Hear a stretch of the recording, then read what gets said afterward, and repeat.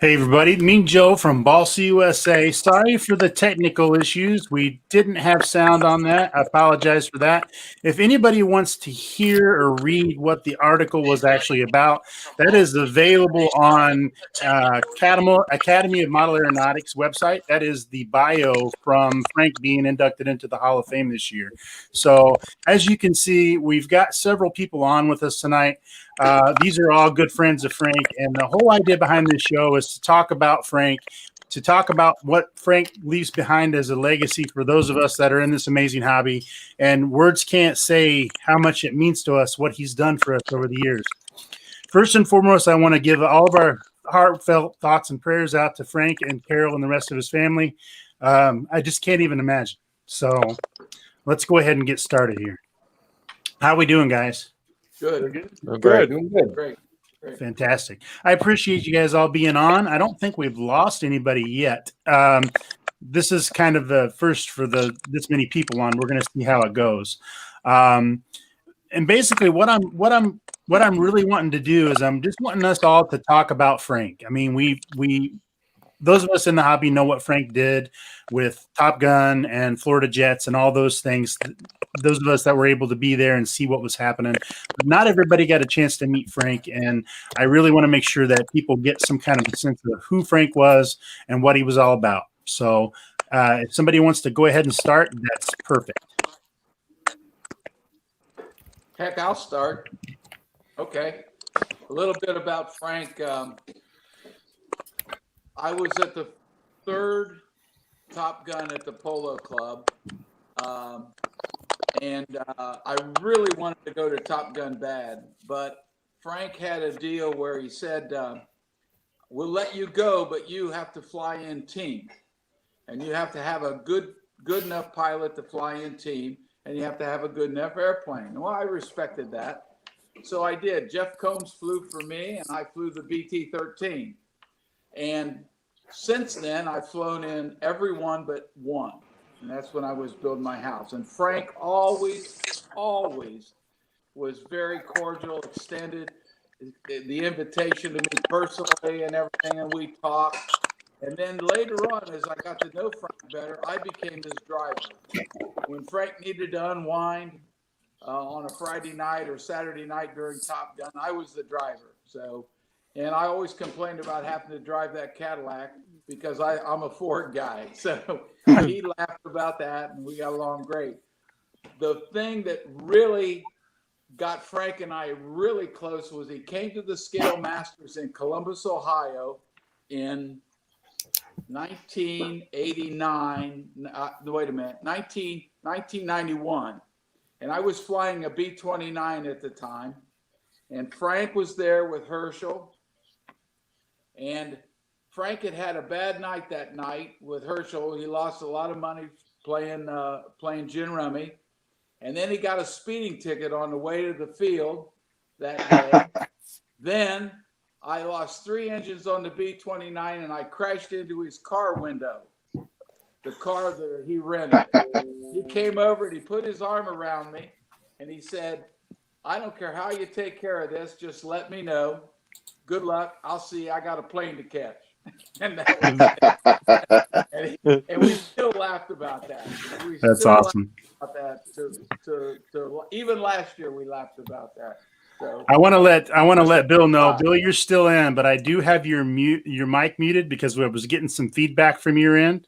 So when you get ready to say something, he left altogether. I think he must be having internet issues. So sorry. Okay. Go ahead. I didn't mean to interrupt. Oh, that's it. I mean, God love him. I'm going to miss him tremendously, I'll tell you.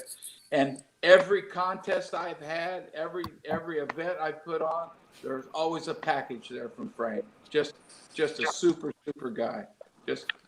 I'm going to miss him dearly. I think all of us are. Absolutely. Bill, I'm going to actually mute your mic, but stay in because I'm getting some feedback from your end. So I'm going to just mute you. And when you get ready to say something, just give me a thumbs up and I'll unmute you so you can talk. Yeah, that was a great story. I love that. Sorry about the thing. Can y'all hear me okay? Yes. This is PJ. I spent some time thinking about kind of this conversation and thinking about Frank in general, he was for me personally, the reason why I got into scale was talking with him.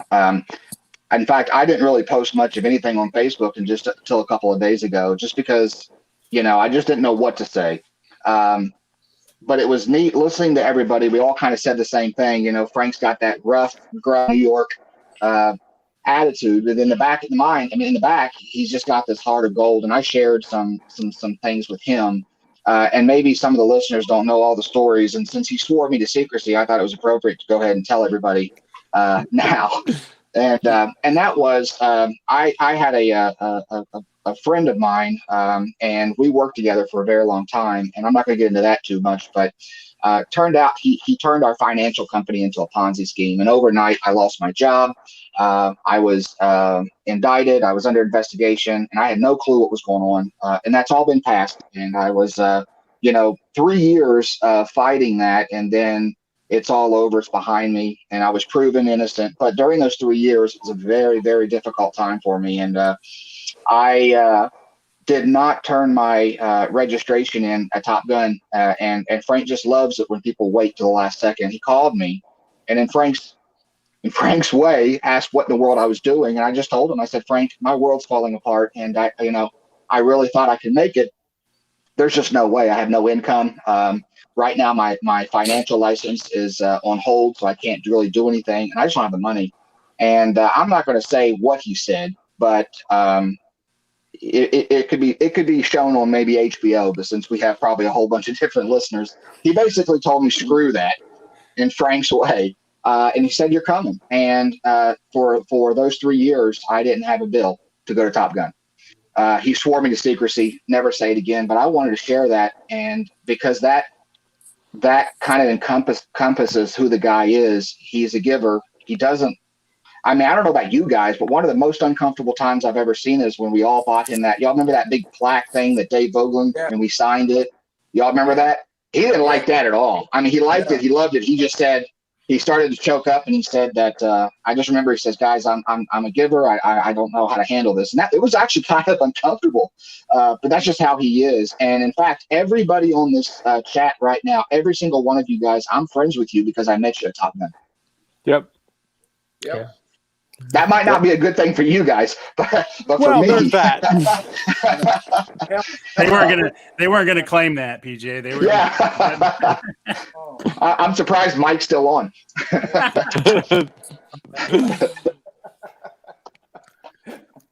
I got Bill. Hold on. I got to unmute Bill here. I got to get my cursor. I'm coming, Bill. Hold on, buddy. There you go. Oh, you got yourself muted now, buddy. You got your mic muted, Bill. They won't let me unmute you. Okay. There it is. There we go. Still muted. It just remuted, Bill. Yeah, it just remuted. Hit it once. No sound. How about now?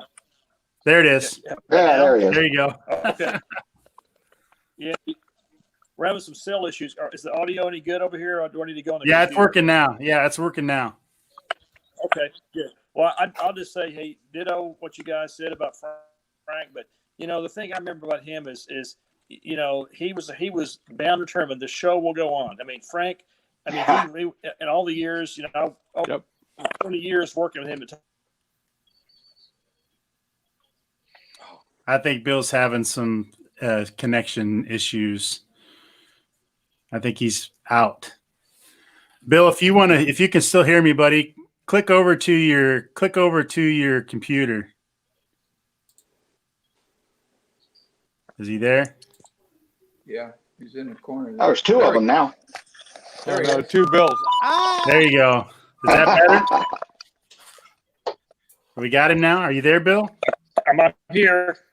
It just Okay. shut off. Sorry about that, guys. Anyway, all the years That's I've all right. Frank, but he had every kind of challenge. If you remember the deal at Polo when we had the mutiny of the landowners, and they tethered helium balloons, and we had to shut the contest down and never agreed to come back. And then we moved to Lakeland, and we had floods, and we moved runways. But Frank never. He was the most determined and passionate guy. And the thing is that with him, he was such an innovator this hobby's changed a whole lot in the 20 plus years, 30 years of Top Gun, and he always knew ways to make it happen and make it interesting, and whether it's finances or aircraft or venues, the challenges with sponsors. The guy was amazing, but above all, his extemporaneous, special, warm-hearted speeches. We all. We lost. Bill's gone. Oh no! Oh. It was that big word, instantaneous or whatever he said. That got me. Instantaneous. Yeah, that booted him right out. Here he's back. Hold on, just 1 second. Oh, it happens. There he is. Yeah, we heard instantaneous, and that's as far as we got. It said no big words. No big words. Yeah, Bill, I'm from Kentucky. You can't talk like that. Hey. No, the one thing that I wanted to point out, and I was trying to find some pictures, and I couldn't find any good pictures. I know Frank himself had some, and that was the deal. So those of you that don't know, Frank and I had been on the phone several times over the last few weeks. Started talking a couple of months ago about him coming on the show, and he was going to come on and promote Top Gun and Florida Jets, and we were going to get everything set up so that he could actually be on the show with some of you folks so that we could actually promote the events. And one of the things that struck me as back in the day, as PJ was referring to a few minutes ago, back early on, there would be 50,000 people in the stands. You would see the modelers and you would see the grandstands in behind. And those pictures to me were just amazing that you just had that many people that would actually take the time to come out and be at these events just to watch. It was amazing. Yeah. Yep. Bill hit the nail on the head too about Frank as far as the business changing. I mean, Frank always got flack no matter what he did. When he allowed ARFs, I mean, people, I call them the keyboard warriors, got on the internet and went one way or another. When he allowed the phony jets, we heard it. But I mean, again, he had to change because our hobby that we love so much has changed. And where a lot of people felt, Top Gun is only for the guys that build. They get a tree trunk and then they build an airplane out of it. Those are the only guys. Well, we'd have 2 or 3 guys competing, and he had to change. And I appreciated that because there was a lot of times I'd be like, nope, I'm out. I ain't doing it. I wouldn't handle that. And he did. Yeah, I can add something to that. I first met Frank, I think is in the late 70s, early 80s at a Scale Master qualifier in Maryland. And he was there with that famous lime green Mustang. Some of you may remember that. Some may not. But he was there, and he was white. Dave Platt was there, and Dave was flying his Mach-E, and it was one of the first 5th scale larger type models that any of us had ever seen. And I was standing beside Frank when he said, "That's where it's at. That's where it's going to be. We're going to bigger models." Yeah. And and he said they fly better, they look better, they present better, and that's where we're going to end up. Everybody flying these large type models, and everybody kind of looked at him, not too sure about that because of the cost and the size and the transportation issues. But here we are. I mean, look at what we're flying, and so Frank had that vision. And when we got time, I've got a really good Frank story. It's not very long, but go ahead. That's what we're here for. Go ahead, Jeff. Okay, and I'm sure we all got our Frank stories, but this is my favorite one, and. This was probably the final year that we had Top Gun at the polo fields in West Palm Beach, which was fabulous. I mean, it was just unbelievable. Just like somebody mentioned earlier, you turn around and you look behind you, and there's a grandstand with several thousand people in it, all watching us fly model airplanes, and it was unreal. But the last year, there was a huge cell phone tower built at one end of the field, and we all got there and we looked at it and we were just like, oh boy, I don't know. I don't think we can fly here. And Pat McCurry at the time was working for Frank, and he said, oh, it's no problem. No, you can't, it's not going to be a problem. So he went up and he flew all around it, and didn't have any problems with it. And so the meet continued on, and somebody actually ended up hitting that cell phone tower with about a 50-pound turbine powered Panther jet. Ray Labonte. And the results of that were pretty predictable. It strode parts about 200 yards over into the other polo field. And you look up at the cell phone tower, and there's pieces of the jet stuck in it, antennas dangling down, fluttering in the wind. And of course, with the cell phone interruption in the area, it didn't take long for service people to show up. A truck pulls up underneath the antenna, and Frank goes down to meet them and is explaining what happened and telling them that this is just a 1 in a million thing. We don't know how it happened. It wasn't our fault. Don't blame us for it. So while they were doing that, Pat McCurry was flying, and he happened to hit the pole again with his 109, and all the debris from that crash fell on top of Frank and the people from the cell phone. And you could just visibly see Frank deflate. I mean, he just wanted to sink down in the ground. I have a hard time seeing Frank Tiano deflate from anything. Well, that was like the only time. That I- was the only time I ever saw that happen. I was with him in the cell tower cleaning up. And that happened. Yeah. He said, and he had the Jesus vote about Christ, moving out they hit it again. That's what Frank said. I could still hear that noise, that pinging sound when the cat hit it. I was right next to it when they hit it again. Yeah. Oh man. I'm telling you. Boink. Yeah. Right. But yeah, to echo everybody else, Frank did so much for all of us that event was and still is the highlight of my life. And we spent a year from one event to the next thinking, I got to do better. What can I do to do better? Yep. How can I win this thing? And from the time it was over, while you were driving home until the next year when you were driving back to Florida, your mind was there. Right. And that went on for 20, 30 years. Yeah. That was something.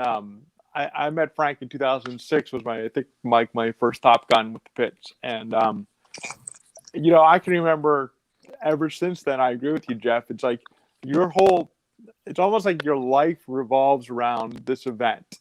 That's right. Where you live, what you do, what kind of vacations do you take?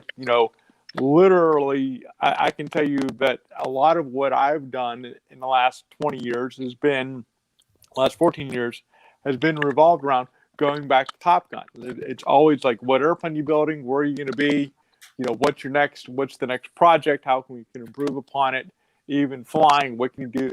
It becomes a lifestyle. And that's, I think all of us that have been there understand that. A lot of people that I've talked to that haven't gone to Top Gun that talk about it, they don't quite understand that phenomenon of as soon as you're done with 2006, we got 2007 coming up, that type of stuff. But one of the cool things with Frank and everybody has said this so far is that he has a very rough exterior, and it was kind of a little bit when I went down there my first year. It's like, well, this ought to be interesting to see what's going to happen, because I know he also has a warped sense of humor like most of us, but he definitely doesn't have. He didn't have a boundary, so to speak, but it was always in fun. And I remember I was walking around the Top Gun area, and he comes screaming up in a golf cart. He always has a golf cart, and if you get in the way, you get run over. And he said, "Get in." And I said, "What?" He goes, "Where are you going?" And I think I was going down to the concession stand. We went there, and he got out, and he goes, "It's yours." I said, "What?" He goes, "I see you walking around." And for those of you that don't know, I live with cerebral palsy, so there's a little mobility issue there. But he's like, "Here, take the golf cart. I don't need it. You'll use it more than I will. Enjoy yourself." And ever since then, he's always been really, like everybody says, very giving. I also had a problem with wheels that year. And he goes, "Hey, Sean, I think, Sean, you drove me over to the shop. We found some wheels. We put them on the pits. And I was able to finish the competition." And, he's always been that way. And even when I took over the running the Scale Nationals in 2016, I think he spent 4 hours with me one afternoon on the phone when he found out that I was doing it, telling me how to run the contest, how to make it work, how to make it successful and it was when I was done with that phone conversation, I needed a nap because it was just so much information, so much passion to promote the hobby that we love. And that's the cool part. And that's what most people don't know about Frank was he was all in to help everybody else out in the hobby. It didn't matter what it was. Yeah, and I just had that same conversation with Frank. It was literally the Wednesday before we got the news. And I giving him, because Frank's all business all the time. He says, because I messaged him on Facebook and he says, well, I don't have conversations on Facebook, so call me. So I called him on the phone and I was trying to explain to him, this is what I was thinking. This is what I was doing. And he goes, no, I don't like that at all. Here, this is what we need to do. What we need to do is this and this and this and this. And which was great because, to have his input on how he wanted it to look was phenomenal. Yeah, it was funny because he did basically the same thing he did with you, John, as he just said, okay, no, I don't like that. We're doing it this way. Yeah, right. It was going to be awesome. It really was. I'll tell you something. I wish you would have recorded that because the longest conversation I ever had with him on the phone was about 45 seconds. Yeah, So same here. Wow. we got a world record there. it was phenomenal. I mean, it was profound. It was like, yeah, because you're right, Mike. Yeah. He's usually getting out all business, and he just went on and on and on and on. He about told stuff. me the first words out of his mouth when he picked up the phone was, just so you know, I hate being on the phone, so make this quick. That was the first thing he said. Right. That's right. But as you said, it does all boil down to his passion. He was so passionate about the hobby that he would spend the time to talk to anybody about the hobby. People would call him with the most mundane questions, and he would stop what he was doing, and he would make sure to explain to them or to help them. And he was so knowledgeable. As all of you guys know, he had 3 different ways to do things. Everything that we did here in the shop. So he's tremendously missed around here. As you guys can see, I'm reporting from the shop. We still have projects going on, but not having him here is a tremendous loss. He was. I could always bounce my ideas off of him, and he always knew what to do.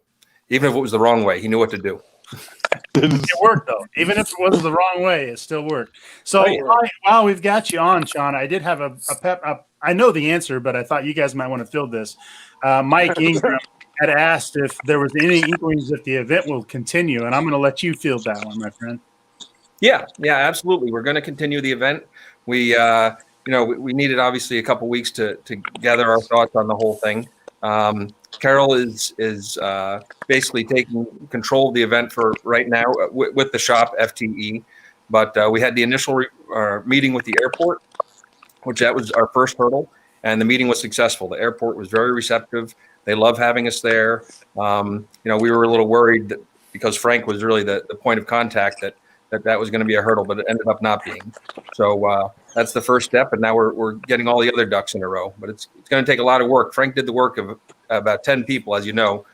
He was here 24/7, not 24/7, but he was here 365 days a year. I could come here Christmas Day, and Frank would be here around lunch every single day of the year. He may not have physically been there 24/7, but from my conversations with him that I have, I guarantee his mind was in it 24/7. Oh, yeah. That's just the way he operated. Yeah. Oh, yeah. And just my background, as a lot of you know, I've known Frank since I was just a little kid. My father and Frank started doing scale models in the 70s together up in upstate New York. So I've been calling him Uncle Frank since going to the field with my father when I was a kid. They continue their relationship right up until the last day. My father lives here in Lakeland also. So it was great learning from both of them all these years. They're both very knowledgeable, and if you look at scale models, at least from my perspective, that's about when really RC really started to kick off, was in the early 70s, late 60s. Before that, it just didn't exist. So guys like Frank, they were really innovative, and the ideas that he came up with, he'd see, like I said, he had 3 ways of doing something, but he'd see the way somebody was doing something, and he'd say, well, that's good, but we can make it better, and he'd take it and run. Excellent. So who else has got a story? Well, hey, real quick, I just wanted to share with you, my friend and Frankster Marco Benacasa from Italy is listening. So this has gone global. Ciao, Marco. He wanted me to tell everybody he said hi. He's in front of the PC right now, and it's pretty late for them over there. And yeah, so So I would be remiss if I didn't shout out to a couple of folks that had some life events that came up today. David Wigley was supposed to be on here with us. He actually had a granddaughter born today, so took a oh tap wow, on that, and I Right. said that's perfectly fine. And Mr. Greg Hahn was supposed to be on here with us, and they had some things go on in their family that he had to take care of. And a couple of the other invites didn't go through apparently, but it's all good. I'm glad you guys were able to make it. So, All right. And you had asked me about the events. Of course, as everyone knows, Top Gun, this is going to be the 32nd year. Florida Jets, I believe, was started in 98 or 99. So we're up over 2 decades on that. Top Gun, I wasn't there for the beginning, but I know Frank put a lot of work into obviously getting it to where it is. Florida Jets, I was there for the beginning, so I'll tell you a little story about that. When we first started holding Florida Jets, we had it in Bunnell, Florida, and Frank was still living in Millington in South Florida, so it was about a 3-hour drive from the house. So it's not like today's shows where he can bounce back and forth from the show to the field, from the show to the field. This was a pack everything at once and drive everything 3 hours north. When we got to the field for the first time, it was Pat McCurry and I and Frank, just the three of us showed up. And it was a runway with absolutely nothing. It was a mile and a half from the terminal. There was no power, no water, no anything. We basically built the event from the ground up. And as you know, Florida Jets became a tremendous success. But from where it started, and again, Frank's vision, it was really something quite incredible to see this absolutely nothing erected in the middle of nowhere and then continue for decades. I'm happy to be part of it. It's been a lot of fun, and I thank Frank for that. well, I'm super happy, and I know everybody here, and I'm sure everybody listening is super happy that we're figuring out a way to be able to continue Frank's legacy, because that's one of the most important things. You know, for all of us that know what goes on, and all of us that knows what happened, obviously losing Frank is going to create a huge hole. But that's why we're all here, because we're all here to fill that hole in so that Frank's legacy can live on, and people that have never witnessed it can come and witness it. And who knows, this is my goal, is to get more people involved. And I would actually like to see all of the scale competitions get to the level of Top Gun, where we have 50, 60,000 people in the stands just because they like to see what we do. And I know with this group working on it, as well as all the other people that couldn't be with us, I know that that's not going to be an issue. It'll continue on in Frank's name for many, many years to come. Oh yeah. Yep, absolutely. What Jeff was saying about Frank being at the Masters and seeing the large scale planes and saying this is the future of the same thing happened with Jet. The first turbine ever in the U.S., Frank had bought in for Top Gun demonstration, the BTX turbine. And after that jet flew, he realized that the future of model airplane jets was turbines, which is part of the reason that he started Florida Jets. And a funny fact, the first Florida Jets we had, I don't remember how many people had participated, but let's say it was 100. 90 of those 100 guys that showed up had ducted fans on year one. On the second year, it was exactly the opposite.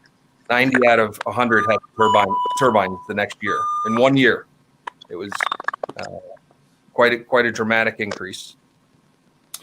So David Hart says he tried logging in and having some technical issues, but he wanted to say how thankful he is to that Frank gave him the opportunity to take photos for him, and he's met so many great people because of it. Thanks, Frank, is what he says.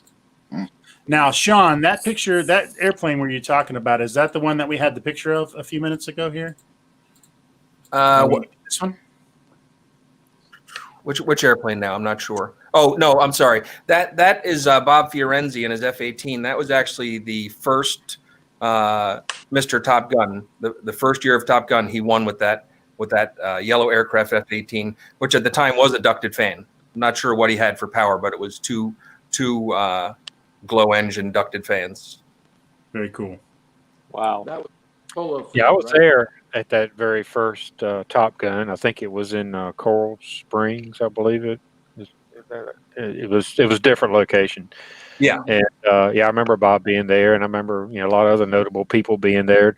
I remember that year Frank organized a halftime or a noontime demo flight where everybody brought all their World War II models out there, and we had a big gaggle of them flying around. And that it was the first time anybody had done that I recall, and it was really impressive. A lot of people enjoyed that. I don't remember how many contestants we had at that very first event, but it wasn't as many as what we have now. Of course, the facility was a lot smaller too. Again, just like Sean was saying, that had to be basically constructed from scratch there, that flying site. And I think the second year was in Arizona, and I was there at that one as well. And those early years were you could see the potential there, and you could see what Frank was doing and how he was promoting scale modeling, and it was just it was just exciting to be there, to be a part of it, and see what he was cultivating there. The future was just unlimited. Everybody wanted to come fly Top Gun. Yeah. Hey, do y'all want to hear a funny story? Well, yeah, that's why we're here. Duh. That's what I thought.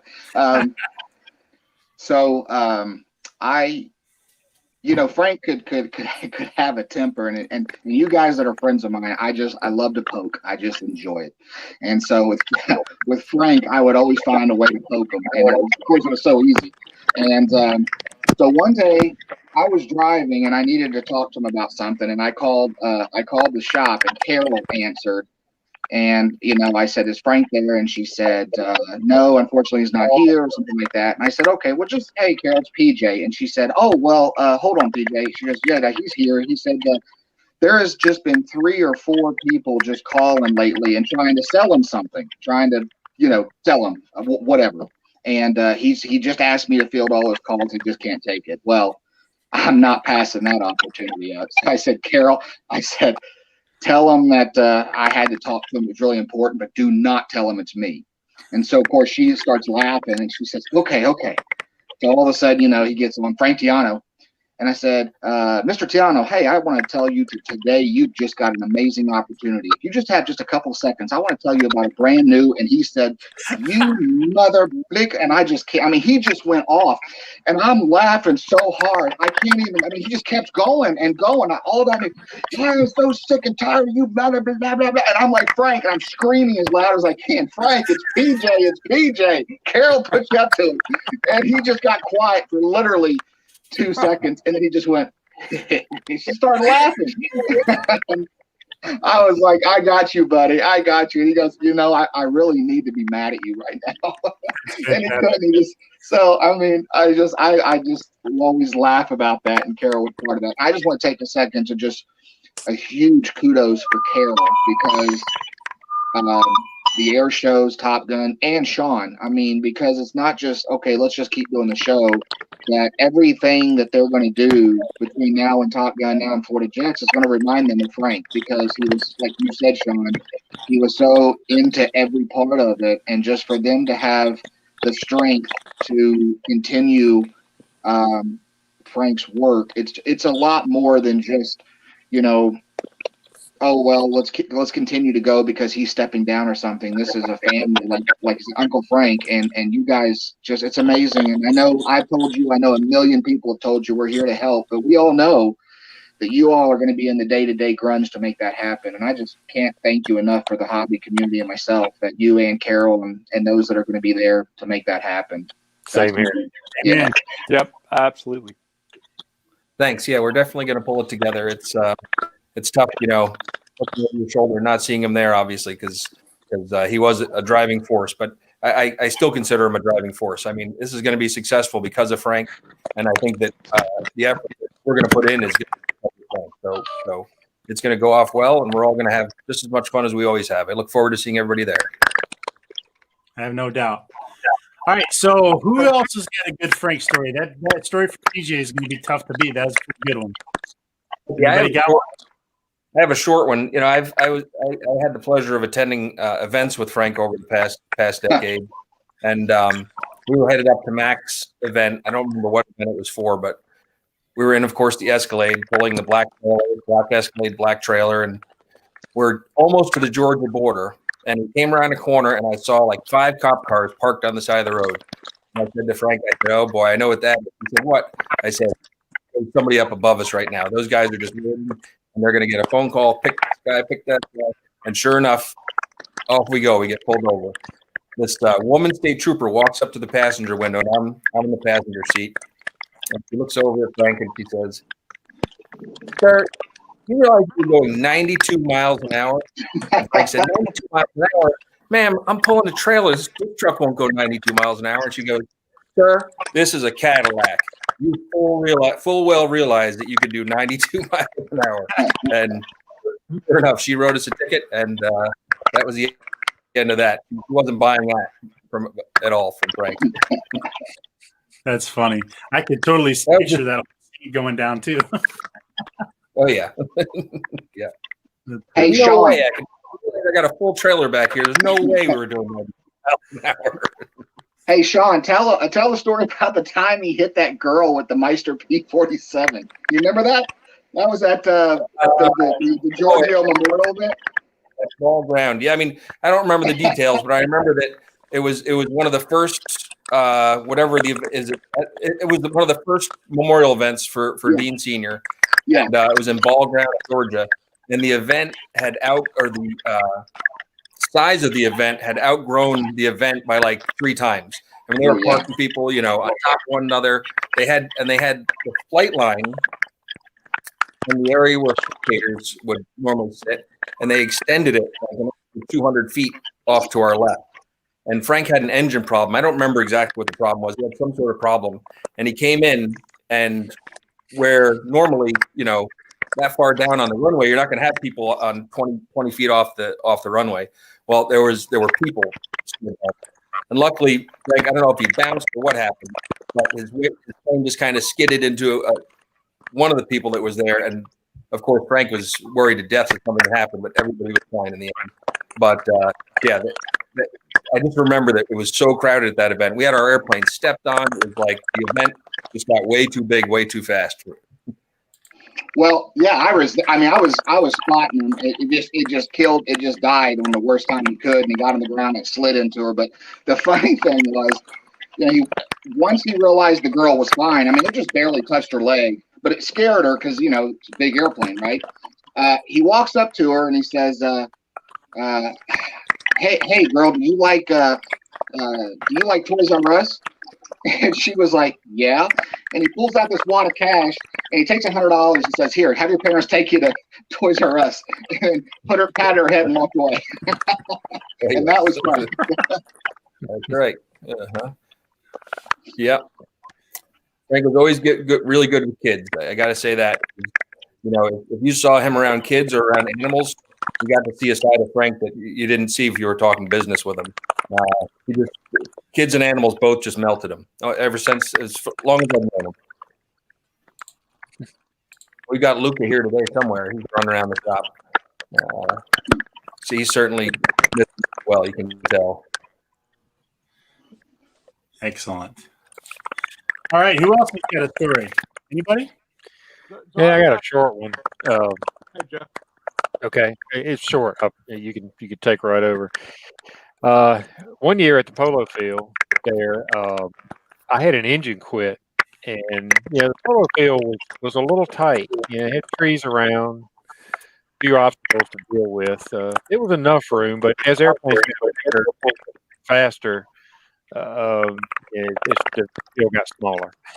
And I had an engine quit in the worst possible place, and it kind of sunk down out of sight behind the trees at the end of the field where the scoreboard was. And apparently, once it got out of sight, it actually hit power lines there and pulled 2 of them together, and we had this huge arcing noise, and all the power went out to the polo field. That included the grandstand, the scoreboard, everything. No PA system. So Frank looked around to see what happened, and he comes running over there and grabs me by the arm and said, "What did you do?"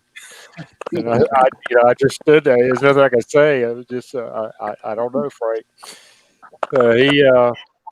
He apparently at some point they switched power, and we got power back within 15, 20 minutes.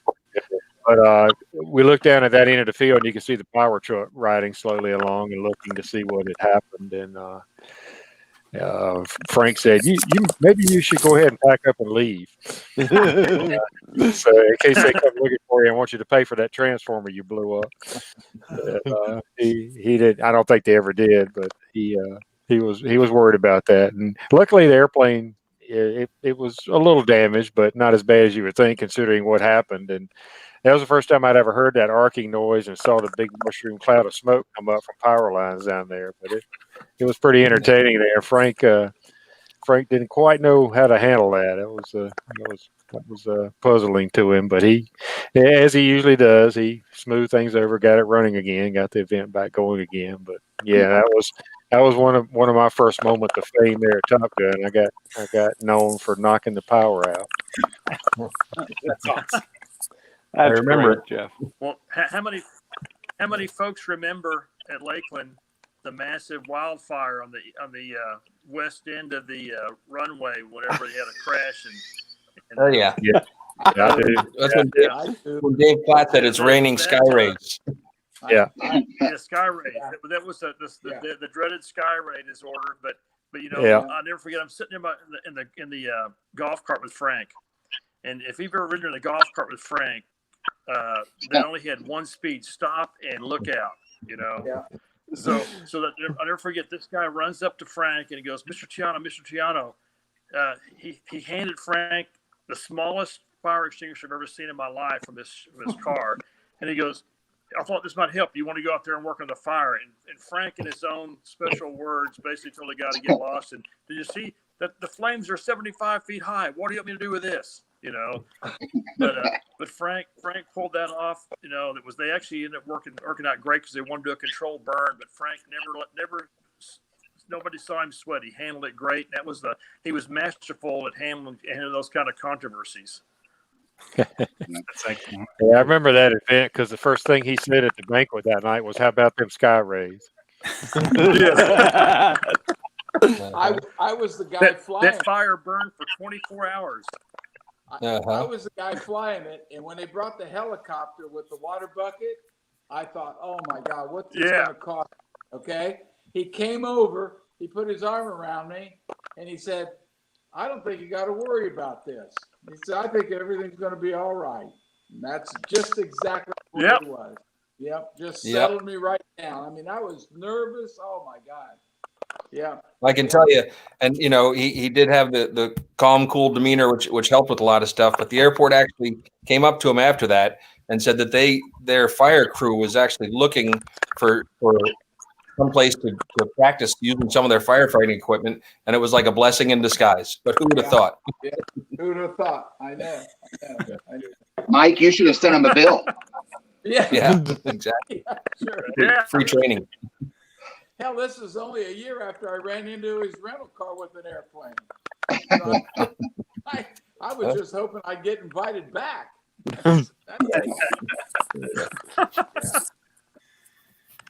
Well, John sounded like he was going to start a story. What do you got, John? So this is something a little bit more touchy-feely than model airplanes, but one of the cool things that I'll never ever forget about Frank and Top Gun is that in 2016 I met my wife there. She came in as part of a group from Brazil, and we had kind of a little bit of a connection there, like a little click thing, and I was like, yeah, okay, whatever. Like, I was single at the time, and she was with another competitor, and I was like, well, okay, yeah, okay, whatever. Just go about my business, flying airplanes and stuff. And lo and behold, 4 years later, I'm married to the girl. So for us, Top Gun and Frank will always have a very special place in our hearts, because without Top Gun, without Frank and what he does, we never would have connected, and we wouldn't have the marriage that we have. So it's what he does and what he's done in the hobby goes way beyond just model airplanes. So it's kind of a cool story, kind of one of those really things, but it happened. Our apologies to your wife, by the way. Yeah. I'll let her know that. Yeah. Well, we didn't find spouses, but I know we've certainly all found a lot of friends at these events. I've made friends from all corners of the world because of Top Gun, and it's definitely made my life better being able to enjoy times with those people and learn different cultures and all that stuff. It's not just a contest. It's a whole Right. culture. That's Yeah. exactly And right. that's one of the things that I really came in touch with because literally, and most of you guys don't know this, but John does. Myself and John had made a little trip over to the museum in Dayton a couple of weeks ago. It's been like 3-4 weeks ago, just to have go spend some time at the museum. And we actually had been talking about Frank, and that's what kind of got the whole idea running. I had spoke with Frank before that about possibly being on the show, and that's kind of what got my mind running on this whole show. But one of the things that I realized when I start putting this together, once everything had happened and I was trying to get stuff together, the list of people that I was contacting was as long as my arm. I mean, I had people in other countries. I was trying to figure out if we could do, like PJ was talking about, I had some folks from Spain, I had some folks from Brazil, I had some folks from South America, but they didn't think they would be able to really participate much because the language barrier. But that just goes to show you, I literally had people from all over the world that were part of that conversation for this show here. So I mean, that this in and of itself tells you how big of a reach Frank had. Yeah. Well, Joe, I want to thank you and John for this idea, because I think it's the great thing you guys did to have this tribute for Frank, because he has a special place in everybody's heart, and made model airplanes and aviation and just being a part of something a great experience. So thanks for putting this effort together to do this tribute for Frank, because Absolutely. he wouldn't want us to do it, but that's just Frank. But he deserves everything, and we'll be talking about him forever. Yeah, he would not like it a bit.